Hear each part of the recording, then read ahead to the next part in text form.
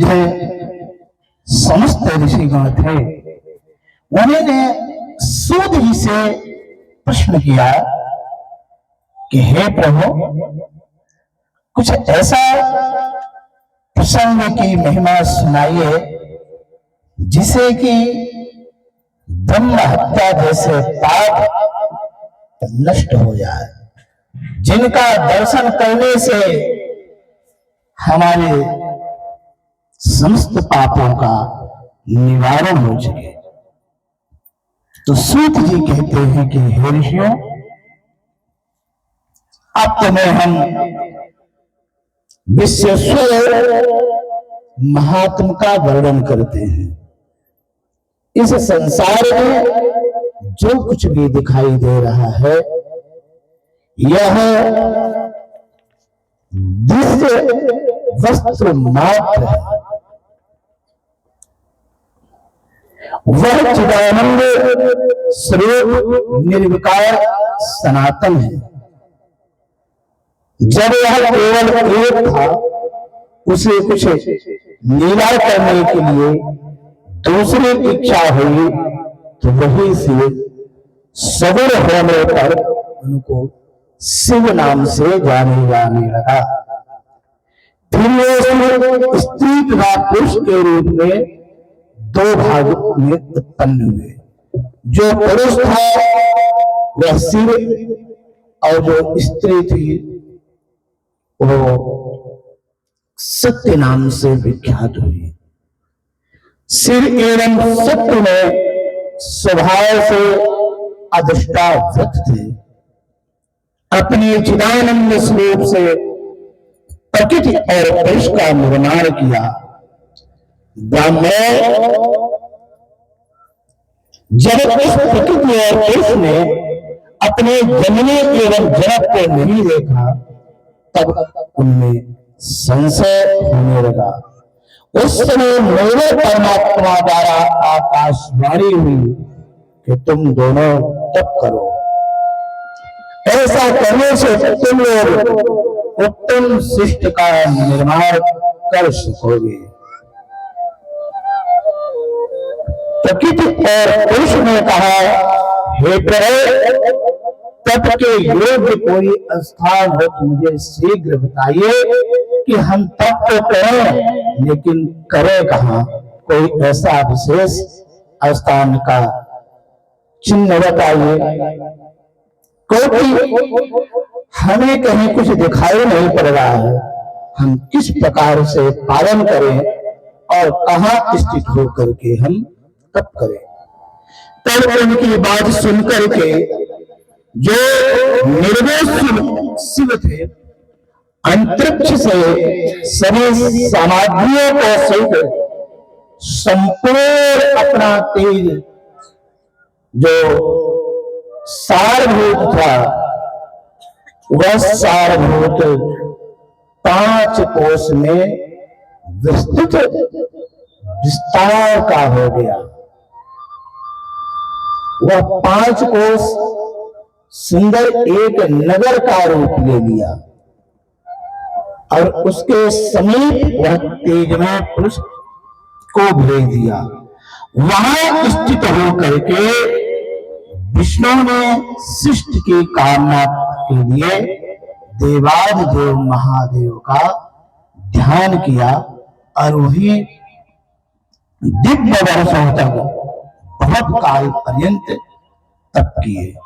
तपस्या के श्रम से उनके शरीर से अनेक धाराओं में जल प्रकट हो गया, जिसे सारा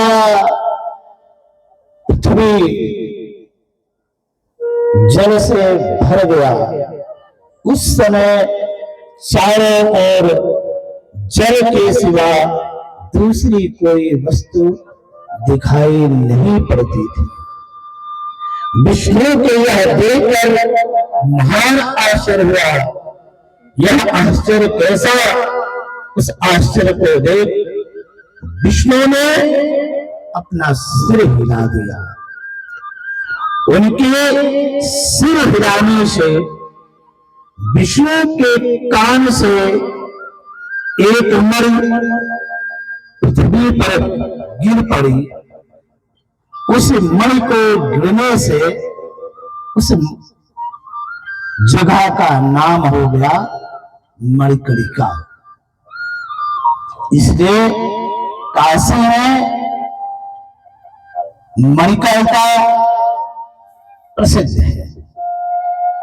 काशी में दो घाट ऐसे हैं जहां निरंतर 24 घंटे वहां 2, 10, 5, 20, 25 लाशें जलती रहती हैं। प्रथम मणिकर्णिका घाट है और दूसरा हरिश्चंद्र घाट है, जहां पर राजा हरिश्चंद्र के जो पुत्र थे रोहित, उनको वहां पर जलाया गया था। तो दूसरा हरिश्चंद्र घाट। किंतु वहां पर मणिकर्णिका जो है, दो काशी में मणिकर्णिका है।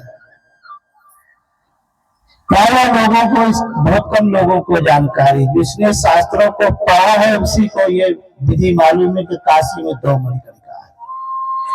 एक प्राचीन मणिकर्णिका है और एक नवीना मणिकर्णिका है। और नवीना मणिकर्णिका को तो सभी जानते हैं।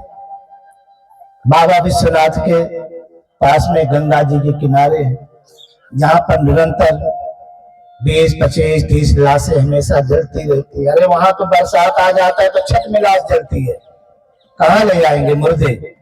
क्योंकि काशी में जो मुर्दे आएंगे उनको कहाँ ले जाएंगे? फिर छत में जलते हैं। गंगा जी तो पूरा घाट को डुबो देती है। तो एक नवीना मणिकर्णिका है जो बाबा विश्वनाथ के पास है, और जो पुरानी प्राचीना मणिकर्णिका है वो गौरी केदारेश्वर घाट के पास स्थित है। इसीलिए वहां पर पंडित जी आप देखोगे कि गौरी कुंड है। उस गौरी कुंड की यह विशेषता है, सावन सोमवार हो, पूर्णिमा तिथि हो, गौरी कुंड में जल हो, उसमें आप स्नान कर लीजिए। फिर आप शिव साहित्य की चिंता मत करिए, उसमें स्नान करने मात्र से शिव साहित्य को प्राप्त करा देते हैं। ऐसा अलौकिक हमारा काशी क्षेत्र है। पर दुर्भाग्य से ये तिथि तो नहीं मिलती। एक तो सावन हो, उसमें भी पूर्णिमा तिथि आनी चाहिए, और इसके साथ सावन में उस कुंड में पानी आदि सावन में आता ही नहीं। भादों में जाकर के कहीं गौरी कुंड में पानी आता है। सावन तक तो हल्की बरसात होती है। तो जिसको यह सौभाग्य प्राप्त होगा, कहीं भी शरीर छोड़े, उसको काशी का लाभ मिलेगा। और एक कौन सा श्लोक है पंडित जी? विश्वेश्वर माधव भुंडिन दंड पारिम च भैरवान वंदे गुहाम काशी भवानी मणिकर्णिकाम। इसका जो पुरुष या स्त्री नित्य इस श्लोक का पाठ करती है, उसका शरीर जहां छूटेगा उसको काशी का ही फल मिलेगा। काशी में नहीं मिला तो भी अगर ये श्लोक को जाप करता रहा अपने जीवन में निरंतर, तो उसको काशी वास का ही लाभ प्राप्त होता है। तो जो मणिकर्णिका है, वो मणिकर्णिका जल में बहती हुई 5 कोश में निर्माण हो गया। उसी समय हमारे देवादिदेव महादेव भैरवनाथ ने देखा कि हमारी काशी तो डूबने वाली है, तुरंत उस काशी को अपनी त्रिशूल में धारण कर लिया। तो आप लोग तो यहाँ रहते हो, कभी काशी जाओगे तो भागम भाग विश्वनाथ जी का दर्शन किए, आगे पीछे गए, आपको इतनी बारीकी से समझने का वहां अवसर कहाँ लगेगा। आप जैसे बाबा विश्वनाथ का ये क्षेत्र है गुदौलिया चौराहा, गुदौलिया से जैसे हम थोड़े विश्वनाथ जी पर चढ़ते हैं तो ऐसे चढ़ाई मिलती है। पंडित जी सही याद है, गुदौलिया से जब हम चढ़ते हैं तो ऐसी चढ़ाई मिलती है। और फिर थोड़ी सी जैसे हम बाबा विश्वनाथ के मंदिर के लिए चौक के आगे बढ़ते हैं तो ढलान मिलती है। इसका मतलब ये है कि वो त्रिशूल है। 3 सूर्य में बाबा विश्वनाथ त्रिशूल में 3 सूर्य होते हैं ना, तो इधर ये भाग आप देखोगे त्रिशूल का मोटा होता है, हल्का से ऊपर उठा होता है, इसलिए ये भाग हल्का सा लटका हुआ है, ये भाग भी लटका है। आइए त्रिशूल का बीच का भाग मोटा है। ऐसे यहाँ ढलान है, यहाँ ऊंचा है और फिर ढलान है, ये त्रिशूल की पहचान है। तो बाबा विश्वनाथ ने अपने उस पंचकोशी को त्रिशूल पर धारण कर लिया ताकि ये जल में न डूबने पाए। फिर विष्णु ने अपने प्रकृति स्त्रीलिंग रूप के साथ वही श्रम किया, जिससे शंकर की आज्ञा से उनके नाग कमल से ब्रह्मदेव प्रकट हो गए। उन्होंने ब्रह्मदेव ने शिव की आज्ञा पाकर के अद्भुत सृष्टि की रचना की। उन्होंने ब्रह्मांड में 14 लोकों की रचना की। मुनियों ने इस ब्रह्मांड का विस्तार 50 करोड़ योजन बताया है। ब्रह्मांड में अपने अपने कर्मों के अनुसार बदे हुए प्राणी किस प्रकार मुझे प्राप्त करेंगे, ऐसा विचार करके शिव जी ने काशी जो पंचकोश में है उसको अपने सृष्टि से अलग कर दिया, अर्थात ब्रह्मांड से अलग कर दिया है। काशी ब्रह्मांड में गिनती नहीं आती, खूब शास्त्रों में वर्णन है। पूरे जहां तक सूर्य और चंद्र का प्रकाश जाता होगा वहां तक का शासन तो यमराज करते हैं, लेकिन हमारे काशी में यमराज जी का शासन नहीं चलता। हमारे काशी में तो भैरव जी का शासन चलता है। हमारे काल भैरव जिसको चाहे तो दंड दे, जिसको चाहे तो न दे। वहां यमराज दंड नहीं देते हैं। वहां के जो दंडाधिकारी का क्षेत्र दिया गया है तो बाबा विश्वनाथ के कोतवाल काल भैरव, उन काल भैरव के द्वारा ही वहां पर दंड की प्राप्ति होती है। तो अपने भक्तों के कल्याण करने के लिए देवाज महादेव ने उस पंचकोश जो 5 कोश की काशी है उसको ब्रह्मांड से पृथक रखा और यह पंचकोश लोग कल्याण कर्म बंधन का नाश एवं लोक को प्रकाशित करने वाला, ज्ञान प्रदान करने वाला काशी है, जो भोलेनाथ को सर्वदा अतिशय प्रिय है। परमात्मा शिव ने अभिनव नामक इस ज्योतिर्लिंग को शिव स्थापित किया है। हे विष्णु, तुम्हें मेरे इस क्षेत्र का कभी त्याग नहीं करना चाहिए। विष्णु से इतना कह करके देवाधिदेव महादेव ने उस काशी को त्रिशूल से उतार कर मर्त्यलोक में स्थापित किया। ब्रह्मा के एक कल्प हो जाने पर इस काशी का नाश नहीं होता। जब तक प्रलय काल उपस्थित होता है तब तक हे मुनियों, शिव जी ने इसे अपने त्रिशूल पर धारण किया है। फिर जब ब्रह्मा सृष्टि करते हैं तो पुनः काशी को स्थापित कर देते हैं। कहने का यहाँ स्पष्ट भाव है कि जब प्रलय आता है तो प्रलय काल में समस्त पृथ्वी जल में विलीन हो जाती है। उस समय भोलेनाथ उस काशी को अपने त्रिशूल पर धारण किए रहते हैं और जब पुनः सृष्टि का संतन होता है तो देवाज महादेव अपने त्रिशूल से उतार करके फिर मुक्तलोक में धरती को, काशी को स्थापित कर देते हैं। काशी में रहने वाला अनित्य नाम का जो ज्योतिर्लिंग है वो सभी दुखों को निवारण करने वाला है और साहित्य की मुक्ति देने वाला है। जिनकी कहीं गति नहीं होती उनकी गति तो वाराणसी में बाबा विश्वनाथ देते हैं। अनेक करोड़ों का विनाश करने वाला पूर्णजायक एकमात्र इस पृथ्वी में स्थान है पंचकोश काशी। यहाँ पर मनुष्य तो छोड़ दीजिए, मनुष्य की क्या गणना करें, यहाँ पर देवता लोग भी मरने के लिए आतुर रहते हैं तो काशी में हमारी मृत्यु हो जाए। और ऐसा कौन है सभी के मृत्यु को भय सबको रहता है, कोई मरना नहीं चाहता। एक बूढ़ी माई जिनके बाल बच्चे बूढ़े में तो कोई किसी का सुनता ही नहीं, वो जब कोई कष्ट होता तो ये कहते थे हे यमराज मुझे उठा ले। एक दिन यमराज जी ने सुन लिया कि दो दिन माई बहुत दिन से कह रही, चलो सुन लेते हैं। पहुंच गए, वो इतना बड़ा गोबर का टोकरी ली हुई थी, टोकरी नहीं उठ रही थी, इसीलिए कह रही थी कि हे यमराज तो हमारी सुनता भी नहीं, कितना दुख है। तो यमराज जी आए, बोले माता जी आपने मुझे याद किया। बोले माई बोले कि हम याद तो किए, पर तुम कौन हो? बोले हम यमराज है, तुमको लेने आए।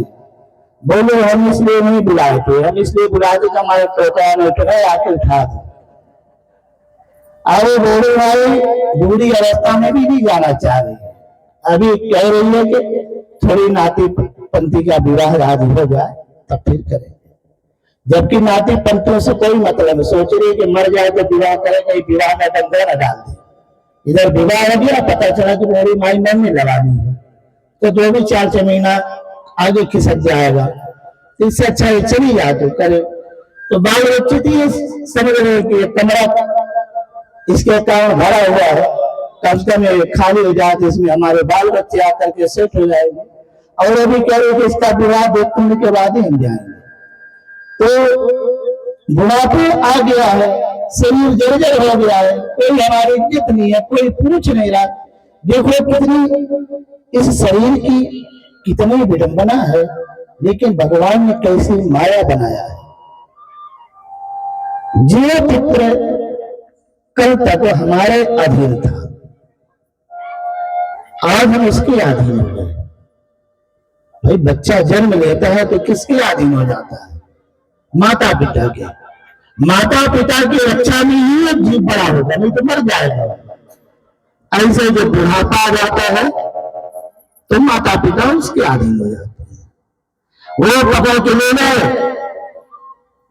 चलो मैदान आज चले जाएंगे, वो नहला दे तो नहा लेगा, वो उठा दे तो जाके लघु शंका कर लेगा, दीर्घ शंका कर लेगा, नहीं खाट में पड़ा। ये भगवान की कैसी माया है, कितना आश्चर्य है कि कल जिसकी हम सेवा की है अब हमारा मलमूत्र फेंक रहा है, कल हमने जिसका फेंका। और इस शरीर से इसमें मलमूत्र के अलावा है नहीं, कुछ भी नहीं है। मतलब जितने शरीर के अवयव हैं सब विधा से मलमूत्र के अतिरिक्त इस शरीर से कुछ भी नहीं है। मतलब गंध युक्त ही ये शरीर है, चाहे नाक हो, चाहे कान हो, चाहे नेत्र हो, किंतु भगवान की ऐसी माया है कि उसी माया में ही हम सब लोग इस शरीर को इतना प्रेम से रखते हैं, इसको ठंड ना लगने पाए, इसको गर्मी ना हो जाए, कितना संभाल करके, कितना भगवान की यही माया है। तो जो देवता काशी में मरने की इच्छा करते हैं और बात किया, और शंकर प्रिया काशी सर्वदा भोग और मोक्ष देने वाली है। ब्रह्मा विष्णु सिद्ध योगी नंद तथा त्रिलोकी के सारे मनुष्य सर्वदा काशी की प्रशंसा करते हैं। ऐसे काशी की महिमा को सैकड़ों वर्ष में वर्णन करना असंभव है। हमारे में सामर्थ्य नहीं है, फिर भी मैं यथाशक्ति वर्णन करता हूं। जो कैलाशपति सत्यगुण बाहर से तमोगुण निर्गुण के अवतार काला अग्नि नामक रूप से प्रसिद्ध है, तब रुद्र ने अनेक प्रकार की प्रार्थना करते हुए शंकर से कहा, हे देवदेव महादेव, मैं आपका हूं, इसमें संदेह नहीं है। हे महादेव, मुझ पर अम्बा सहित आप कृपा करें। हे जगन्नाथ, हे जगतपति, लोक कल्याण की कामना से आप यही निवास करें, यही मेरी प्रार्थना है। श्री अभिमुक्त बोले, हे प्रभु, आप काशीपुरी को अपनी राजधानी बनाइए और मैं आपकी कस्तूरी में अचिंत्य सुख के लिए आपका ध्यान करता हूँ और यही निवास करूंगा। आप ही मुक्तिदाता हैं एवं कामनाओं को पूर्ण करने वाले हैं और कोई नहीं है। इसलिए आप लोगों का निर्माण करने के लिए, अपने भक्तों का कल्याण करने के लिए पार्वती सहित आप यहाँ पर निवास करिए।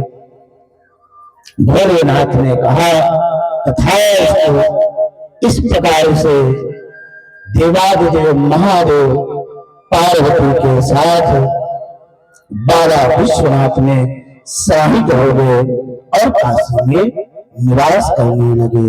बोल बाबा विश्वनाथ की, माता पार्वती की। संसार में कहीं कोई मरना नहीं चाहेगा, लेकिन काशी में जाकर के मरना चाहेगा कि काशी में हमारी मुक्ति हो जाए। काशी में 3 खंड हैं, ओंकारेश्वर खंड, विश्वेश्वर खंड और केदार खंड, जिसमें काशी में एक शंभो शिवलिंग है। उनकी कथा बहुत प्राचीन है लेकिन बहुत छुपे हुए हैं। वो काशी के शंभो शिवलिंग हैं, गौरी केदारेश्वर भगवान मरकरिका घाट के पास में। उस केदार खंड में काशी के जो अन्य जो खंड हैं, यहाँ पर जो कोई मरेगा तो उसको यातना देह में डाल करके क्षमात्र के लिए उसको जो भी पाप किया होगा उस यातना देह के माध्यम से उसको प्राप्त होगा। लेकिन क्षमात्र का यातना देह लगता है कि कई कल्पों तक का हमको सहन करना पड़ रहा है, किंतु केदार क्षेत्र में जो मृत्यु होती है उसमें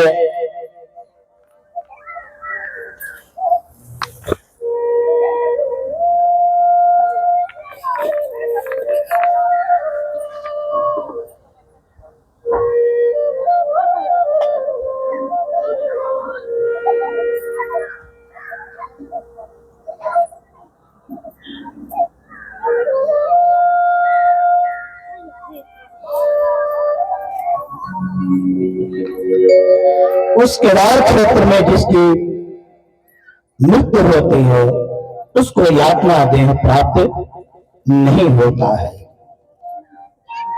यह वाराणसी नामक क्षेत्र मेवाड़ का सदा गोपनीय है। यही सारे प्राणियों की सर्वथा मुक्ति देने वाला है। मैं सब कुछ छोड़कर वाराणसी में स्थित होकर निवास करता हूं, उसका कारण तुम सुनो। जो मेरा भक्त है, जो दानी है, वो दोनों भक्तों काशी मुक्ति का भागी है। किसी अन्य तीर्थ की वो अपेक्षा नहीं रहती, क्योंकि उन दोनों के लिए विहित एवं अभिहित समान है। दोनों को जीवन में तो समझना चाहिए।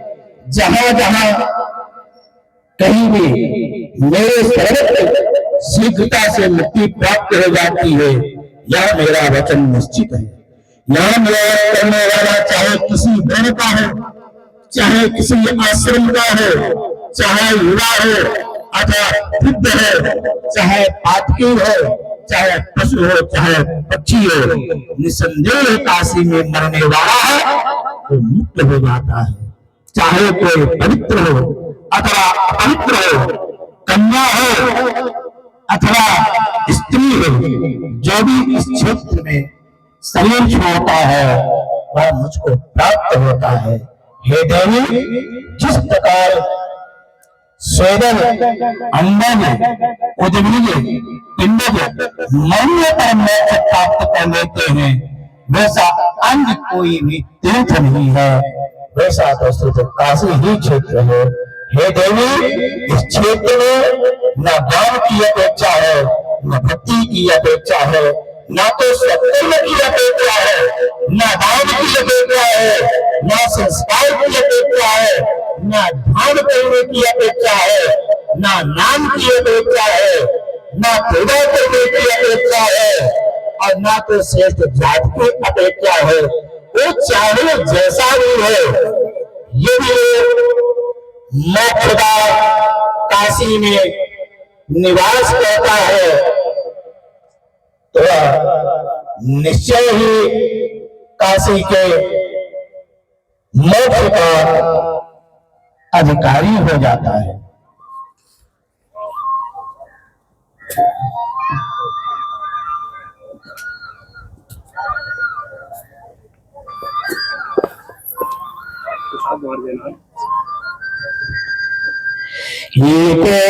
ब्राह्मणेन तस्यां संवासितः प्रिये काशीवास मराठ एव ततो मुक्तिः सा विन्दते। जिन्होंने मुक्ति देकर के एक भी ब्राह्मण को काशीवास करा दिया है, वो काशीवास करे अथवा ना करे, उसके मरने के बाद उसको काशी का फल अवश्य प्राप्त होगा। इसका भाव यह है कि कोई जैसे किसी के पास धन है लेकिन समय नहीं है और उसकी अगर काशी में वास करने की इच्छा है तो किसी ब्राह्मण को वो खर्चा दे करके और उसको काशी में अपने निमित्त वहां रखवा दे, और जब वो मरेगा तो काशी का ही फल प्राप्त करेगा। ऐसा सिर्फ सिस्टम काशी में है तो दूसरे क्षेत्रों में नहीं है कि दूसरी जगह में किसी को रखवा दो और मरेगा तो हम मरेंगे तो मुक्ति हो जाएगी। ऐसा है शिव महापुराण में भगवान देवादिदेव महादेव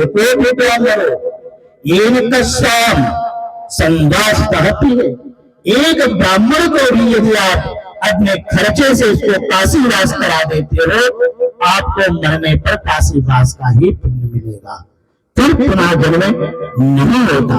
अब काशी में मरने वाले को पुनः जन्म तो होता ही नहीं। अरे प्याज की कामना करने वाले को फल और उद्देश्य दोनों प्राप्त होते हैं, लेकिन काशी में तो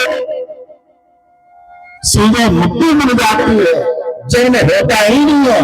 इस कारण मेरी आज्ञा से साक्षात विष्णु भगवान प्रयाग में निवास कर मन में नई सृष्टि रच करके वहां सिद्धि प्रदान करते हैं। संक्षिप्त में बहुत ही सुंदर बाबा विश्वनाथ नगरी काशी का जो पंचकोश क्षेत्र है उसका वर्णन आप लोगों के समक्ष किया गया है। अब हम शिव व्रत का कथा को प्रारंभ करते हैं।